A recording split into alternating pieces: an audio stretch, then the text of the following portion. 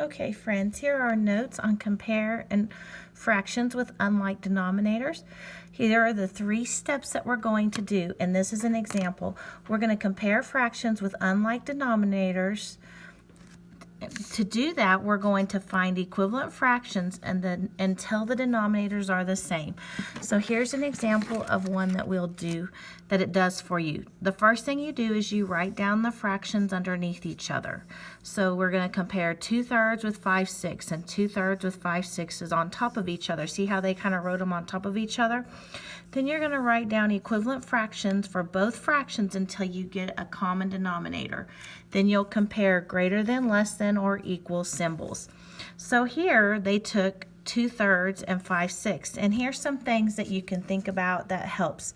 If the denominator is a larger number, start with the smaller number, and if you pass it when you're finding equivalent fractions, then come down here and do a few of these.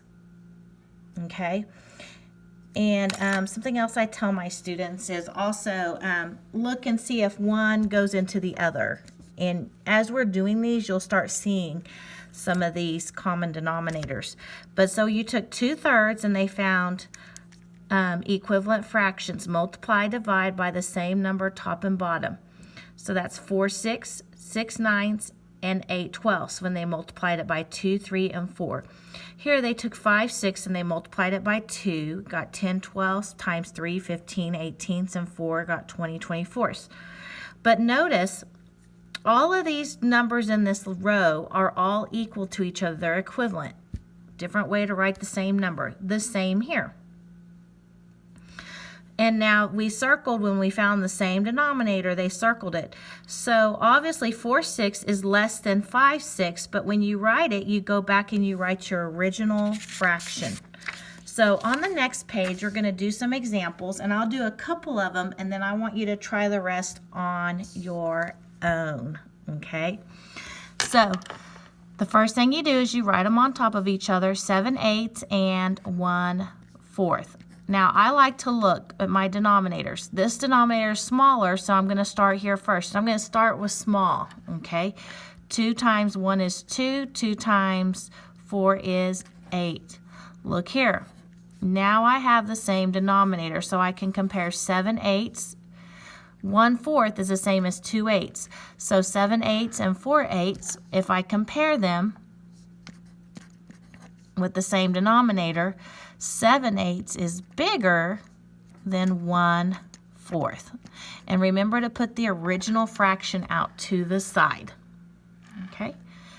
On this next one, if you need to pause the video, pause it.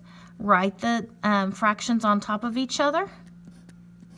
Like I said again, I like to start with the one with the smallest denominator, and then if I pass 10, then I'll come up here and do one for 10. Times 2, 6 8. Times 3 is 9/12. Oh, I'm bigger than that denominator, so I'm going to multiply by 2, and I get 12/20. Oh my goodness. So I can keep going here on the bottom one, since 12 is smaller. Take times 4, and I get 12/16. And I'm going to keep going, and I'm going to try, not, if I pass 20, then I know I've got to do another one for up here. Times 5 is 15/20. So 15/20 and 12/20 have the same denominator. Okay, so now I can compare. 15's bigger, but 15 is the same as, go back and look, 3/4 is greater than 6/10. Or if you wrote it this way, 6/10 is less than 3/4. Okay. Something else you could have done too is you could divide out of here, and we learned that with equivalent fractions. So if you can divide and get common denominators, your denominator is the same, that's what I'm saying. That's a really good thing to do. So go ahead and work the rest of these, and then have turn this in or in your Canvas.